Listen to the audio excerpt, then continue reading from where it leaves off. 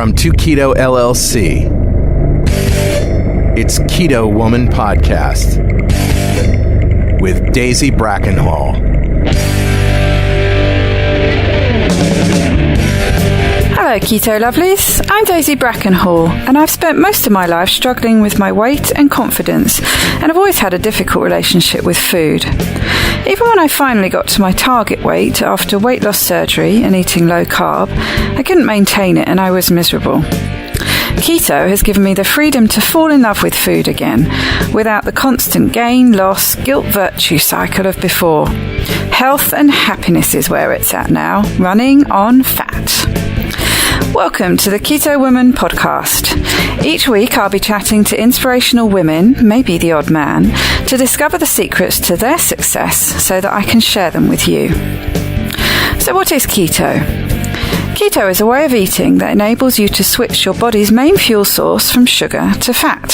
Who doesn't want to be a fat burner, right? But how do we achieve this? A great place to start is by keeping carbs to 20 grams or less per day. So things like leafy greens and above ground vegetables, plus some nuts and seeds and the incidental carbs you find in things like dairy. Moderate protein scaled to your lean body mass, and then fat to satiety. Once you're in the swing of things, you can tweak it to suit you. Make your own personalized keto.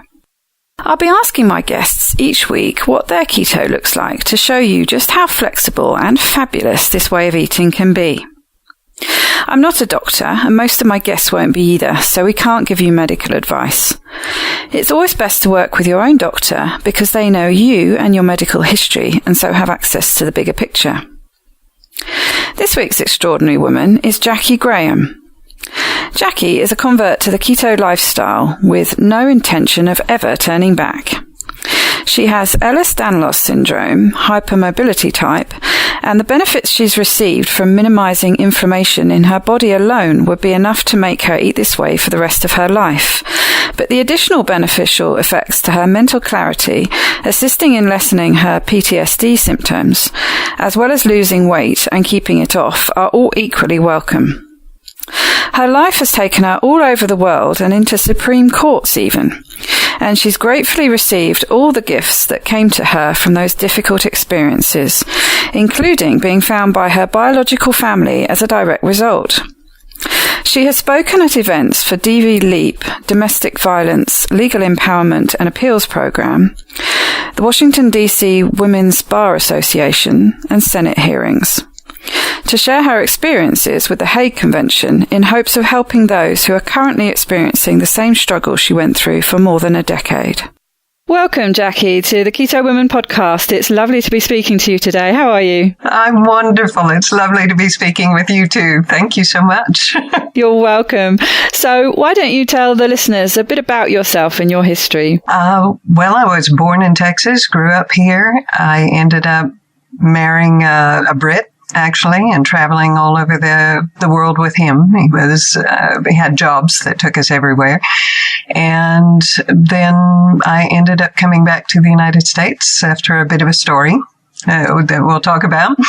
And I've been here since then. I have 2 children that I gave birth to and 2 that I helped raise that are my husband's. So I've got 4 kids altogether. And they're all grown. So I'm at home doing whatever I want to now. It's awesome. That's nice.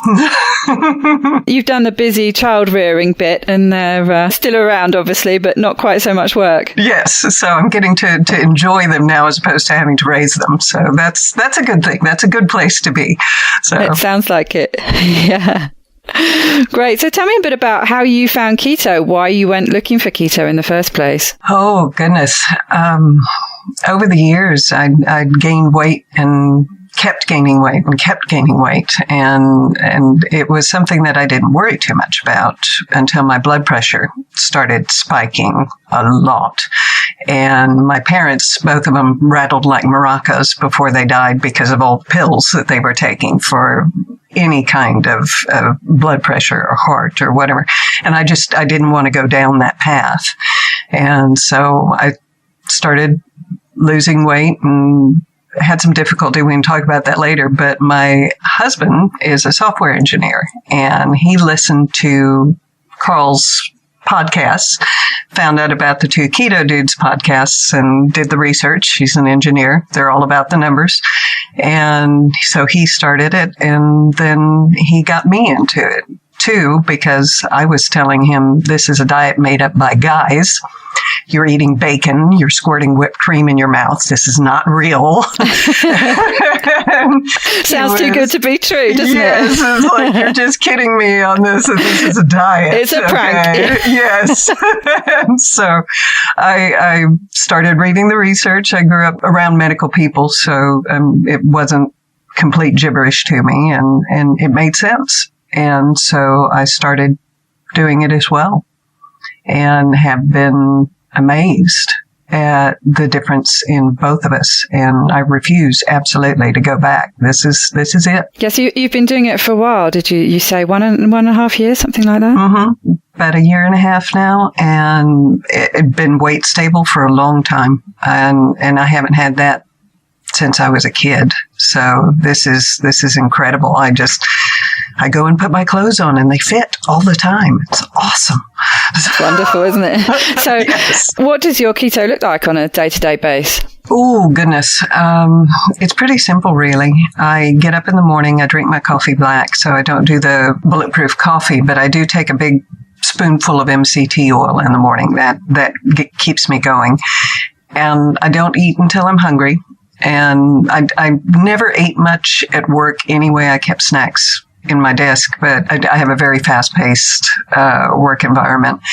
And so I keep things like bacon jerky in my desk and things that I can snack on if I do need it. And I tend to eat my main meal at night. And I come home and we'll grill up some brats, and I'll make some nice coleslaw with a bunch of mayonnaise and garlic and good stuff, and throw that in some low-carb tortillas, and that'll be dinner, or chicken wings, or sometimes I'll just scramble up some eggs with some sausage and eat that with some sriracha mayo in a low-carb tortilla. So, and I love cooking. I do. But if I'm going to do something big, it tends to be on the weekends. And I'll make something huge and then reheat it during the week. I'm lazy.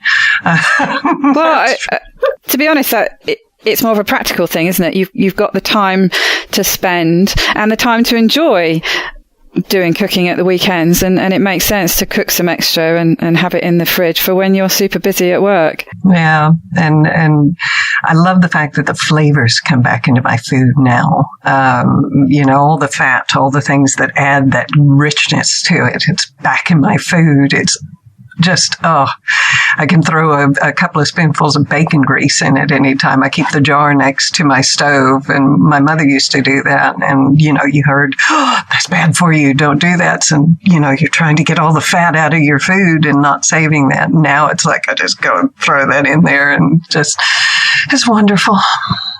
Yeah, and it's always been a thing traditionally in the UK. You call it tallow, but dripping in the UK, which you probably know about, having been married to a Brit. But that was especially during the war. It was beef dripping on the wartime loaf. Oh gosh, yeah. But traditionally, it's been a jar of dripping has been kept for all sorts of things, for a spread, for cooking. It's a great cooking substance, isn't it? Yes, and it keeps you going. Just like bacon fat. Well, I keep things like that for Glenn. Unfortunately, I'm allergic to beef. I'm allergic to dairy, cow dairy. It makes it a little more complicated for me, but I can do goat and sheep dairy as well. So that was good. So you're not completely dairy free. No, but that was part of the reason why once I found that out, I'd had skin issues, digestive issues my entire life. That's just the way it was. I didn't know any different. And I had a bad reaction when the only thing I'd eaten was almonds. One day I was working and the only thing I'd had was a couple of handfuls of almonds, and I started not being able to breathe. And so my doctor sent me for allergy testing, and I found out I was allergic to all these things that I had no idea whatsoever. And so when all of that got cut out of my cooking became boring and awful. It was just, I didn't enjoy eating. It was depressing, honestly, because all the things that you add richness to your food with, cream and cheese and that, because I couldn't use anymore. So I didn't enjoy cooking for a very long time. And once I started eating keto, I was able to throw the fat in, and my food tastes wonderful again. It's brought a lot of gifts to me, not just the weight loss, but all kinds of other things. So. And have you found with those allergies that you discovered, are they things that you still have a problem with, or have any of them diminished? I know with some people, if they cut things out of their diet for a time, they can actually start bringing them back in. But with you, has that happened, or have you still got to keep them? I can eat beef sometimes, and it's not going to make me fall down and stop breathing. It just stuffs me up and gives me a little bit of a skin rash. But I tend to avoid the dairy because it really does give me a snotty kind of reaction, and then I snore like a stevedore. And my poor husband, is trying to sleep while the windows are rattling. So it's that's another benefit of keto as well, as I'm not snoring. So it's basically, it's a lower level potentially, but it's just not really worth going there with things that impact you. Right. So tell me a bit more about, you mentioned the skin condition, the joint pain that you had. Well, I was born with Ehlers-Danlos syndrome. It's called hypermobility type now. It used to be type 3. There were 11 different types, and they reclassified them to make it a little bit easier. But hypermobility type is what most people would call double jointedness. I can pull my fingers off and twist them around. My hips dislocate. I can, put my hands behind my back and pull them front without unhooking my hands, kind of thing. As I'm getting older, my mobility is getting a little bit less. It's sort of tightening up, and I think I'm getting closer to what normal people are, which is good because it means I'm going to maintain my flexibility as I get older. But I've always had joint pain because I don't have the ligamental or tendon support. Because when you're growing, your ligaments and your tendons, they're loose so that your bones have room to expand. And once you reach your height, then they tighten up to support the joints. With Ehlers-Danlos, it's a collagen-related issue. So the tendons and ligaments don't tighten up. So you reach your height and they stay loose. So my joints tend to rub up against each other. So jogging, any kind of high impact activity, we're talking a lot of pain as a result in knees and hips, and I overuse my hands, and so it's an arthritis type pain is the way that I understand it from talking to people who have bad arthritis. But I had it all my life. I grew up. That's how it was. I'm actually pretty good at dealing with levels of pain, which is good and bad. But it was something that it just is. And once I started eating keto and the inflammation went down in my body, my joint pain started going away. I mean, I still get it if I'm overdoing, but I don't wake up in the middle of the night because I'm in pain. I don't have this constant underlying level of pain in my life. And that was an incredible gift. I had no idea that was even possible. Yeah, that sounds fantastic. So it hasn't impacted the syndrome itself, but it's impacted the side effects that you get from that with the joint pain. Is that right? That's exactly it. Well, because I mean, when you have damage to a joint, when you stress it, it swells as well. And if it's already swollen, because you have inflammation in your body, then it's that much worse. So getting rid of the underlying inflammation, it made the irritation of my joints less on a daily basis. So I don't have that problem anymore.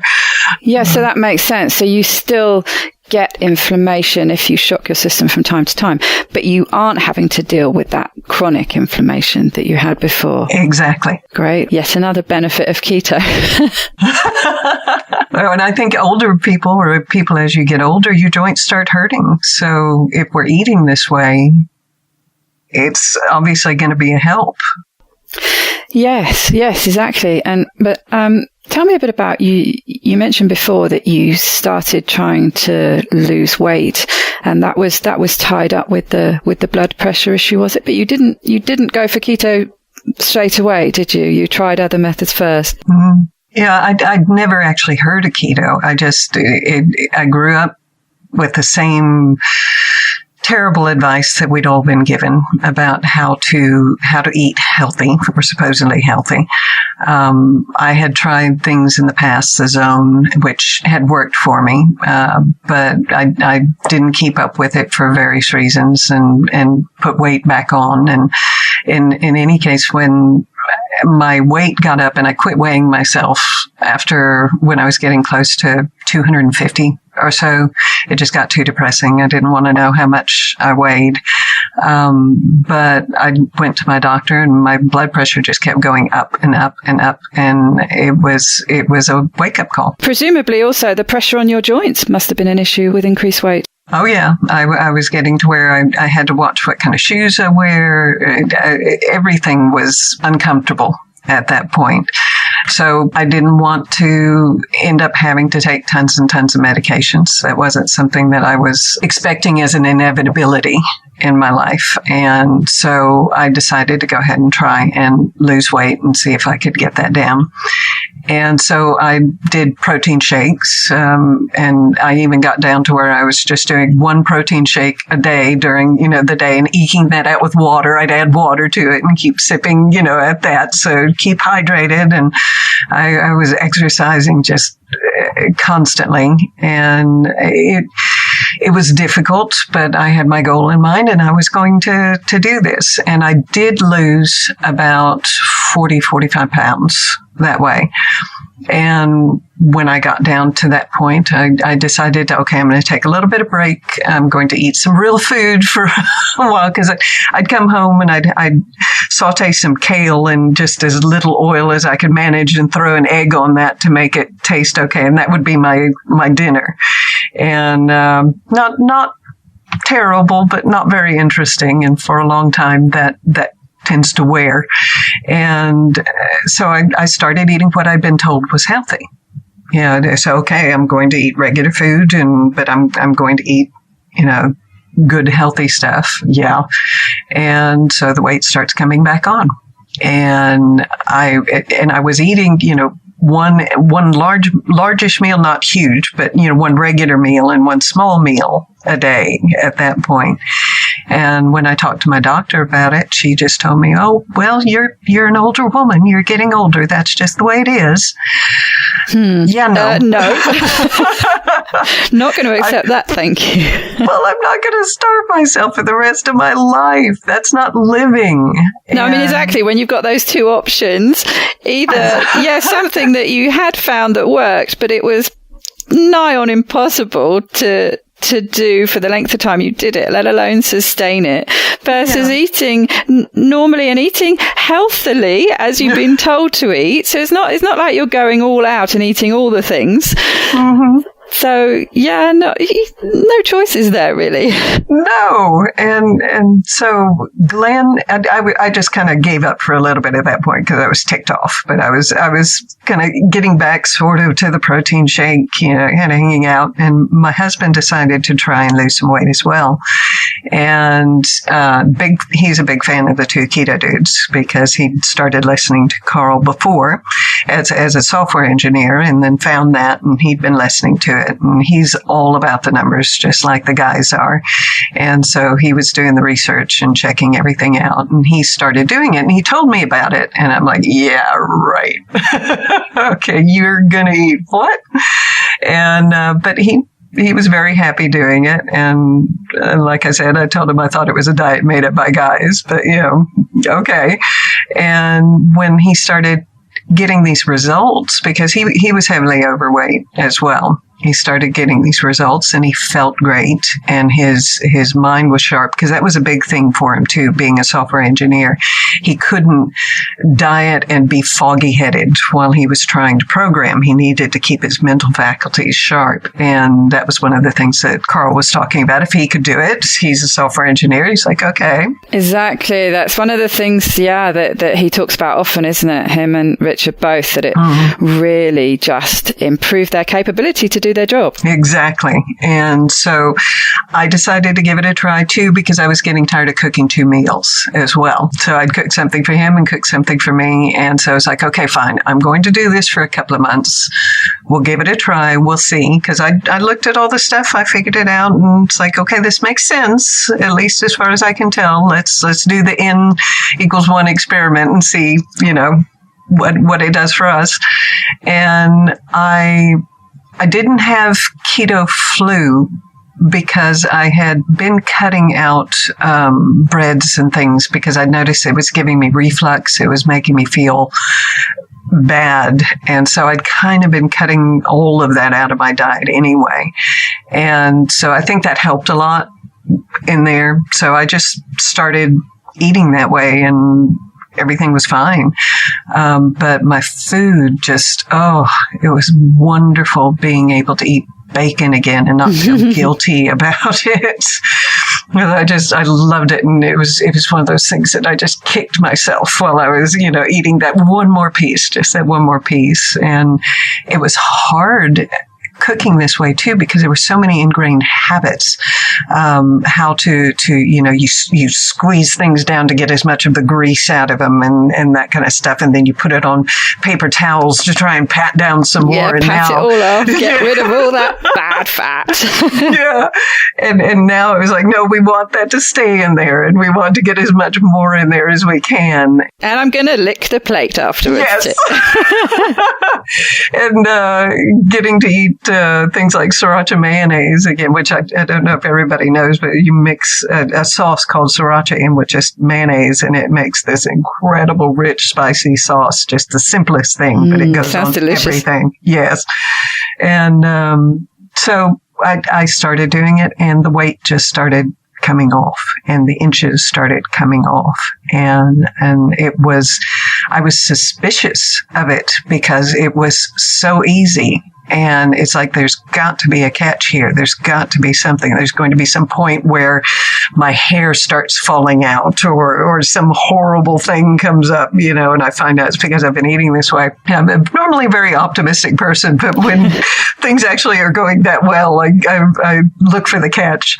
And there wasn't a catch.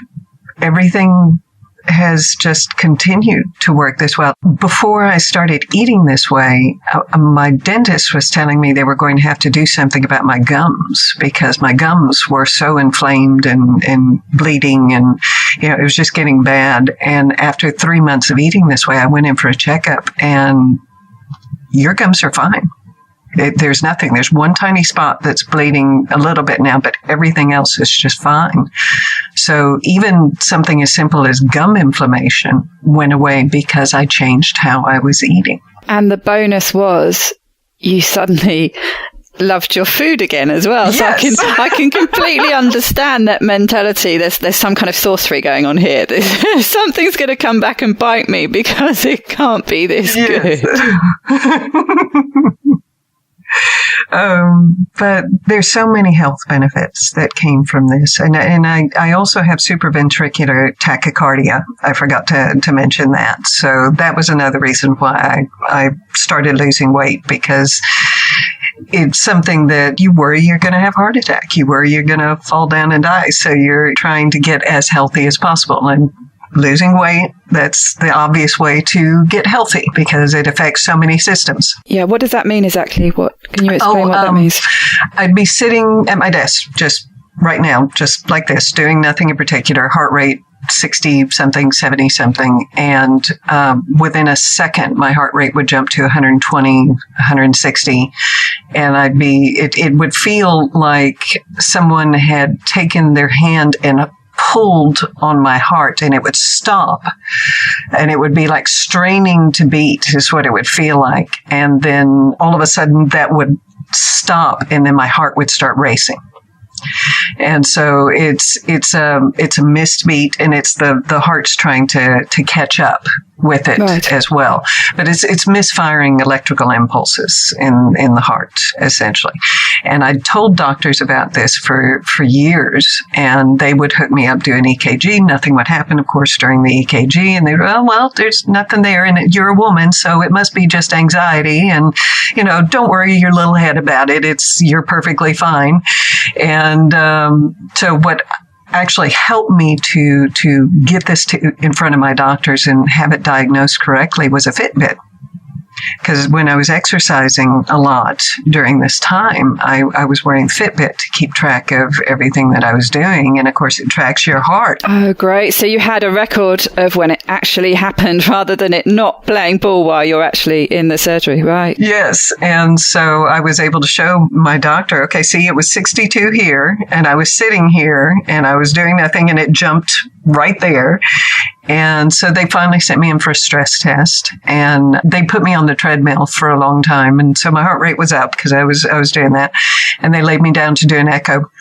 And my heart jumped from 120 beats a minute to 173 beats a minute in a second. I mean, and they caught it on the echo. And the poor woman who was doing the test just about had a heart attack herself. She started talking very calmly. And, can you do this for me? And she was worried. I think I was going to drop dead on her table right there. So, anyway, they got me the medication I need. But because of the Ehlers-Danlos, I can't have the surgery. It's an ablation surgery that would normally, it's burning the nerves that are misfiring. But Ehlers-Danlos also makes me scar badly. And so doing something that could potentially cause scar tissue inside my heart, not necessarily the most optimal thing. So medication is how I do that. And it's been working for me so far, but I know losing weight and taking better care of myself certainly has helped too. So that's impacted positively alongside the medication. Mm-hmm. Right. And I know you've spoken to me a bit about how keto has really helped level out your mood and your anxiety and to do with the PTSD. Perhaps you could talk a little bit about that. Well, I've led a rather interesting life.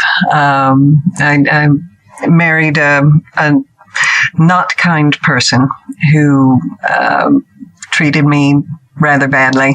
And life was a decade-long series of survivals and waiting for the next bad incident.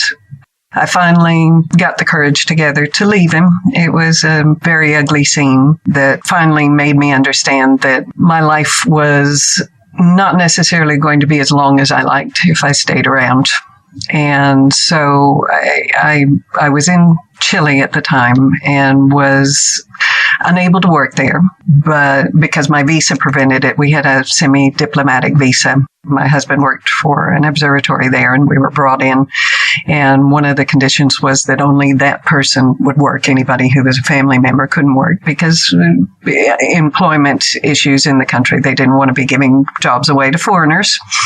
And so anyway, when I left him, I couldn't work and had to rely on him to provide support because I couldn't leave the country without his permission. I had to have a letter to have his permission to take my child out of the country because of the Hague Convention.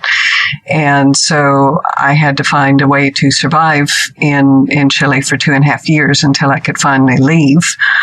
And you presumably had your son with you, living with you. Oh, yes. And he was abducted twice, but we got him back. This was in Chile? Yes. And it was death threats. It was ugly. And in any case, there was a lot of good there, a lot of good people, a lot of wonderful people who helped me in that time. I'm very grateful for all of them. My family sent me money when they could. And luckily the cost of living was very, very low there. I was able to, you could buy a big bag of potatoes for 25 cents kind of thing. The vegetables, a lot of the vegetables we eat here in the U.S. are grown in Chile. And so you can buy them very cheaply there. So I ate very well there, even though I didn't have much money because I couldn't afford the things that were really unhealthy, keto unhealthy. And so I was in good shape because I had to walk everywhere. He'd taken our car, and so I walked everywhere, and I had just fresh vegetables, good meats, which was seafoods, because Chile is right there on the coast, and, seafood was cheap because the poor people eat seafood, the rich people eat the beef there. So anyway, I got in good shape. And when I was finally able to get out of Chile, and that's a whole story in itself, and won't really go into that here, but if you ever want to know, you can ask me, I'll tell you. But I got back to the States, and I started eating the standard American diet again. All the things that I missed, all the things that I couldn't get down there. So, hamburgers and pizzas and things that I found out later I was allergic to. But I started putting on weight, and my cortisol levels, of course, were I'm quite sure very, very high after 2.5 years of living down there and having so many incidents that were just incredibly stressful. I liken it to balancing on a razor blade. It was one of those things that you could find a balance, but it still hurt. Yeah. It didn't matter where you were. So once we came back, my husband started filing legal actions against us to try and get us to come back to Chile, to force us to come back to Chile. I had been granted full custody by the Chilean courts. There was no divorce in Chile, but they were accustomed to adjudicating familial matters because they happen whether or not there's divorce. And after the first time my child was abducted, they went ahead and granted me custody. He had filed, telling the court that my son had never lived with me, that, all kinds of terrible things. I think he even threw in there that I was a lesbian because he had to kind of decide whether or not drug addict or lesbian was the worst thing. But there was a whole list of things that I was supposedly. And in any case, once the court got all the information, they went ahead and granted me full custody. So I came back to the States with the help of a lot of people and had full custody. Now, under the Hague Convention, just to give you a little bit of background there, it's intended to return children to the primary custodian when the non-custodial parent has taken the child from the country wherever they're living to another country, presumably in hopes of finding a more sympathetic court system to get answers that they want. The important point there is you had to have primary custody to file, or you should have primary custody to file. I see. So shouldn't have been able to file in the first place. But unfortunately, because of how the law is written or how it's being implemented, it's increasingly becoming a tool for non-custodial parents, abusive non-custodial parents, to use to continue abusing the people who have gotten away from them. In any case, he filed under the Hague Convention and actually received financial aid from the United States for that as a petitioner under the Hague Convention. So I was forced to pay my legal fees myself as a single mother, trying to work 2 jobs so I could pay everything and take care of my child, and was put through nearly a decade of legal actions resulting from that, because we would go into the court and we decided to keep it clean because it's very difficult to prove abuse, especially when it happened in another country. Trying to get records and translations, get them accepted by the court is very difficult. And we wanted it clean. We were right under the law. I had full custody. He didn't. And we won. We won in the lower courts, and then he appealed, and it went to the Fifth Circuit Court, and we won there as well because, again, he did not have custody. And he appealed again, and it went to the Supreme Court. And the Supreme Court decided to hear the case, which was very disappointing as well. I had hoped that because if they had refused to hear the case, then it would have been done as well, and we could have lived in peace. But, I believe there's a reason for everything. So there was some reason why it needed to go there. And so it gets to the Supreme Court, and they listen to everything. And boy, that was an experience. I can tell you, it's like being in the Temple of Karnak. I don't know if you've ever seen the Supreme Court. You walk in and there's this huge, it feels like it's 3-story high room that you're in with these marble pillars and these hangings and these marble carvings. And there's this giant desk up at the front where all the justices sit up there. Really intimidating and overwhelming by the sounds of it. Very.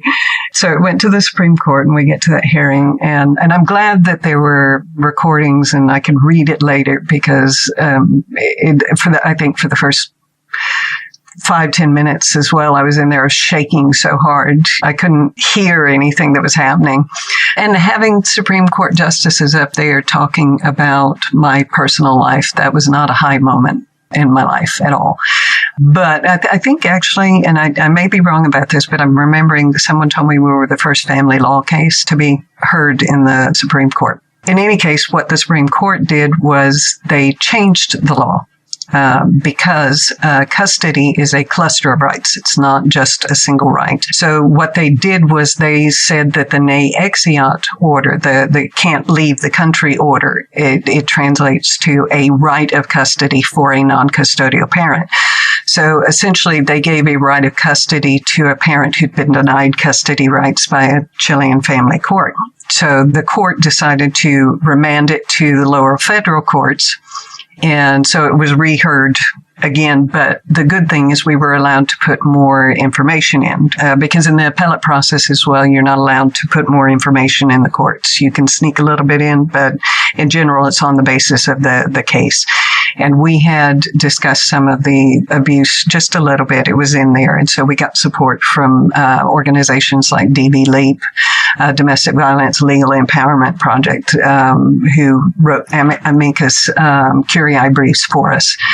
And we go back to the federal courts, the one here in Austin, and had an absolutely amazing judge. He's made some wonderful decisions going on as well. I kind of follow him now. I'm a little bit of a fan. And he listened to everything and was appalled. And, well, honestly, what he ended up doing is because at the end, at 16, all children age out of the Hague Convention. The court can no longer make any kind of decision on a child after they turn the age of 16. And by the time we got back to the lower federal court, he was 15 going on 16. And so after Alex's birthday, the judge just said, it was nearly a year after, actually. So it was sat there for a long time. He wrote a decision saying, I'm sorry, I can't make a decision on this. The child's too old. When he did that, what he did was he prevented it from going to another appellate court. So that was the end of it. You weren't worried that there was going to be yet another stage that you hadn't anticipated in your future? Yes. And if he had made any kind of decision, even if he ruled for us, my ex would have appealed and it would have gone on and on and on. So it was continuing financial abuse. Lawyers are not the cheapest things to pay. I just ended up paying off all my legal fees not too long ago.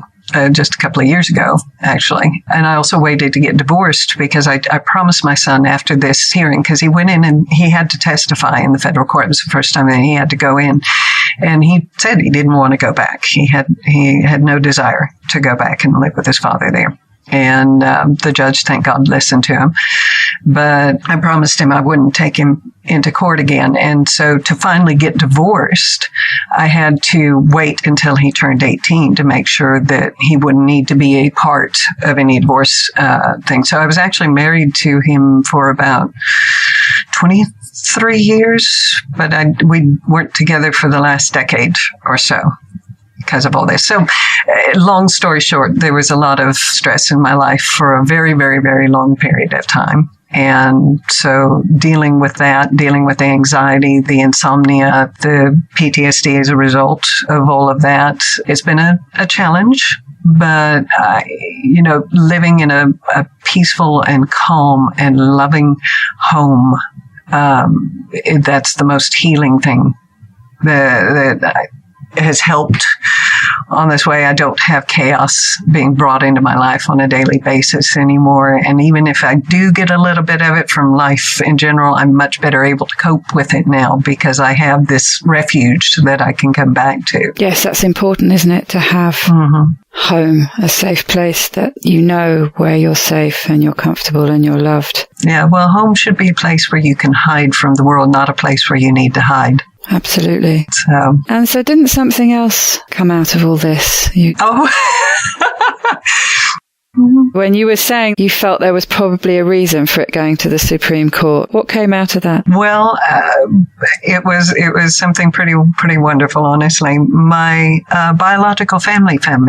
I was adopted, and my biological mother had been looking for me for some years and not finding a lot of hope there simply because it was a private adoption. It wasn't a state adoption. I wasn't taken away. She was just very, very young and elected to give me to my parents who raised me because they could give me a better life.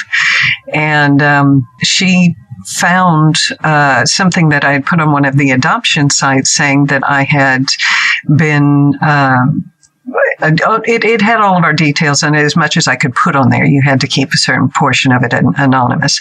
But the things that matched up where I was born, about the time I was born, all of those things. And I mentioned in there that I was married to an astronomer and that we were living in Chile. Which, you couldn't give an address, but I could tell the country that I was living in. And then I did it before my second son was born, actually. And by the time she found it, he was 15 or so. So it hadn't been updated in a very long time. But she had a clue. She was like, okay, this looks good. And there's not that many astronomers in the world. And I'm going to start looking. So she starts looking for astronomers in Chile. And she's looking at personal web pages when she can find them. And my ex had taken every single picture of me down, except for one that was a picture of me. My son was he was around 2-ish, year and a half-ish, 2-ish there. And he was reading one of his little books to me. And I'm sitting there on the bed with him in profile and my legs all stretched out and great big feet, the whole thing. And so she saw this one picture that had been left up. And I look like my dad in drag. I look so much like my biological father. It's ridiculous. And so she looked at it and she saw it and she said, oh my gosh, she looks like Chuck. so she knew. Yeah. Yeah. And she knew that was me. So that one picture. And so now she had a name. And so she sent an email, a very professional email to my ex-husband, letting him know, I believe I'm Jackie's biological mother, et cetera, et cetera. Never heard anything back from him. So she tried a couple of times, decided, okay, I refuse to believe that she doesn't want to at least know something about me because I'd put this stuff out there saying I was interested. And so she had a name now at this point for me. And so she Googled that. And at one point during the height of all the Supreme Court stuff, I think I Googled myself and there was like 2 million hits. Wow. On that. I mean, it was just because there was so much news about it, because it was international law and all the different countries were writing about it everywhere. And it's gotten down a lot. You can Google me still and get a lot of hits. And it turned into some kind of test case by the sounds of it, because if the law was changed because of it. So it was obviously a really important case. Yeah. And so she found the Supreme Court case that way and went, oh, that's why he's not answering me back. Okay. But in the court documents, which are public records, she found my attorney's address and his contact information. So she contacted him and she waited actually because she'd found me right around the time that my adoptive father passed away. So I'd been helping him. He died from polycystic kidney disease. And anyway, she saw the obituary. Once she had that, she saw that. And so she didn't want to intrude on that time. So she waited a month to the day, actually. She said that was the longest she could wait. So she sent an email to my attorney who sent me we still hadn't been divorced, so I was still in contact with him.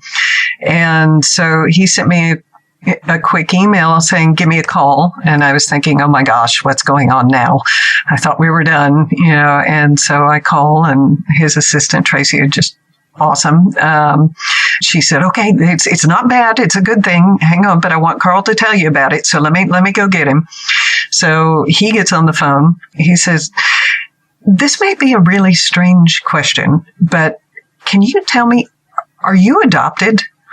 Yes, but what does that have to do with anything? My head's going around. I'm thinking, I know my kid's my kid. That doesn't have anything to do with whether or not I'm adopted, So anyway, he says, okay, well, good. I think I may have been contacted by your biological mother. And I was at work at the time and just had no idea what to say. So he sent me the email that she'd sent, and anyway, I just decided to go ahead and contact her directly, because she offered to have it go through my attorney, and she would pay if I didn't feel comfortable doing that. And a lot of details like that made me comfortable about going ahead and talking to her. And it's unbelievable. There's somebody out there who has my mind in her body. I look like my dad, but the way I think, everything about myself that you wouldn't think was nature, you would think was nurture. I mean, some of the strangest things we found I get from her. But we have been, it was wonderful. She found my biological father, because they didn't marry. He wanted to marry her, but she was just very young and scared. In 1964, being pregnant was not, the same as being pregnant now when you're a teenager. She was 15 when she got pregnant, 16 when she had me. I've got to meet all of them. My biological father passed away recently this year as well, just a few months ago, and I was able to spend 5 years with him, getting to know him. And so many gifts have come from that. I'm always amazed that when something is happening in my life that I don't want, that I really don't want, and then 10 years later, I find out why it had to happen that way. We moved to Hawaii from Chile when I was pregnant with Alex, and I was in the last 2 months of my pregnancy, and I didn't want to go. I had my doctor, I had my midwife, I had all the house, I had everything set up. This was ready for this baby to come into the world. And then he got a job and decided to accept it. They decided they wanted him right away. I had to move. I had 4 suitcases. We moved. I had to find a house and furniture and a doctor and, everything that I needed to have a baby. I was terribly unhappy. It wasn't what I wanted at all. But 10 years later, my son was born in the United States. He wasn't born in Chile. And if he had been born in Chile, he would have Chilean citizenship, and Chile would have come after him to get him back if I had taken him out of the country, and he was a Chilean citizen. Goodness me, it sounds like, fate has, in a way, has treated you badly, but has still had these little, big things that have turned out to be so important. With all the trials that you've been through, there's been something important about them to come out of it later. Yeah, and I know not everybody is, but I have a very deep faith in God. And I believe God's been watching my back, and, nothing's free. You have things that you have to go through. There's things that you need to learn. We're all hard-headed. We all have difficulty getting things through our thick heads. So sometimes we have to go through a lot to get there. But there's no problem that comes to you that doesn't have a gift for you in its hands. I mean, whether it's you're there to learn a lesson or whether you're there to be the lesson, one way or another, everything you go through is there for your good. It'll make you stronger. It'll make you better. It'll make you smarter. It will help somebody else. And by being that hand, you've helped another person to get through something terrible in their life. So everything about your life, it's important. And we don't have a single purpose. We have a series of purposes. So many people spend their life looking for their purpose, and then they throw away these little things that happen on the side as, oh, well, that can't possibly be it because that just happened and went away. But we're here to do that. We're here to help each other. We're here to be a hand. We're here to show a path. And it's important as your own personal experience, but it's also important as a collective experience. So having family law change because of my own personal horrific taste in men, which has improved. I have a wonderful husband. He's amazing. It was something that affected me on an ego level for a long time. I kicked myself a lot about that. And food as well became a comfort too. So that was another thing, that you can tranquilize yourself with food by eating too much food. And so it was something that helped to kind of slow my world down. And working 2 jobs, you don't have time to cook much, so you eat a bunch of the junk. But in any case, sorry, I got off track there. That's quite all right. With that. But all of our lives, we're there to build them for ourselves, but, we're all a part of society in general. So everything that we do affects others. So it's part of why I don't mind talking about some of these things, because if anything I say or share helps somebody else to kind of see their world a little bit better. Robin Norwood's book, The Women Who Love Too Much, there's one quote from her book, one woman who was going through this. She realized that she deserved better than the worst she could stand. And that's a point where you realize just because you can stand up underneath it, just because you can survive it, that doesn't mean you deserve it. So you get yourself out and you find a better place for yourself. So that was a little bit of a wake-up call for me too. So, and you found that better place and have had good things come to you that are very, very well deserved. It sounds a little bit like you might be on that downhill slope now. Things are starting to be a bit easier. It sounds like, you've ticked things off. It was there are no more legal cases. That was put a stop to it. You've paid off the legal fees. This whole thing with your biological family finding you. It sounds like maybe this is your time, and keto has just played a really nice little part of that, it sounds. Honestly, it's the one thing that has made the largest single difference in my life and how I feel, how my daily existence is. It's not something that I have to rise above anymore. I enjoy day-to-day living. I sleep well. I feel good. All the things that were problems before are not problems anymore. And I know that sounds very fangirly, about the whole thing, but I'm living proof as to what happened. I weigh 155 now. I've been stable for a long time. I'm 5'9", so that's a reasonable weight for me. And I'm an older woman, so I'm going to have curves. I don't care. If you want a trophy, go buy one. This is how I look. I'm happy with it. My husband thinks I'm beautiful, so, he needs glasses, but he does think I'm beautiful. So that's no, I'm sorry. I can see you. He doesn't need glasses at all. And, so I have so many gifts in my life, and this is a very, very big one. Honestly, I'm very grateful for the 2 Keto Dudes because they introduced Glenn to it, and he got me into it, and I get to meet all these wonderful people like you guys. So there we go. Well, that has been quite a story. I've really, really enjoyed talking to you and hearing about it, and I'm sure the listeners are going to be just as bowled over as I am. Oh, goodness.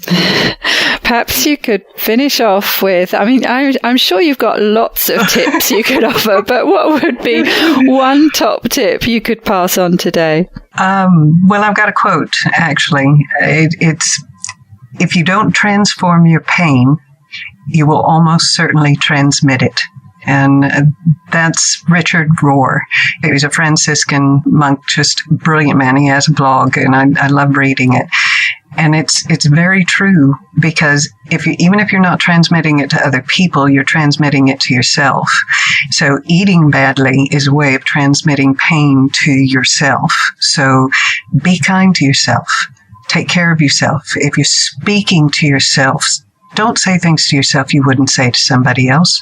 We speak in such ugly ways to ourselves. We're much less understanding of our own, problems and transgressions than we are of other people's. So be kind to yourself and work on dealing with whatever pain you have. And once you get to that source and work to turn it into something that's positive for you, then your whole life is going to change. And something like this that affects so many different systems, so many different issues in life, it's good for you. It's good for you in untold ways. Everybody's different, but it will make a huge difference in your life. That's very powerful. Thank you. Thank you. Thank you for sharing with me today, Jackie. It's been an absolute pleasure. To get the resources and links from the show, please go to KetoWomanPodcast.com. Are you my next extraordinary woman?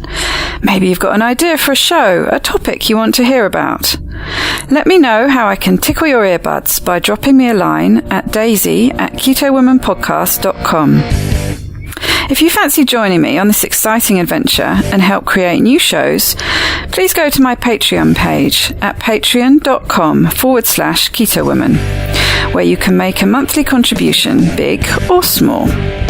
You can also simply hit the support button on the Keto Woman website. It's thanks to the two keto dudes that I'm hosting this podcast, so please consider heading to their Patreon page at patreon.2keto.com and help them bring you more podcasts like this one. Please help other people find this podcast by reviewing the show on iTunes. This week's quote is from Gene C. Stein. Life may not be the party we hope for, but while we are here, we might as well dance. Bye-bye, Keto Lovelies.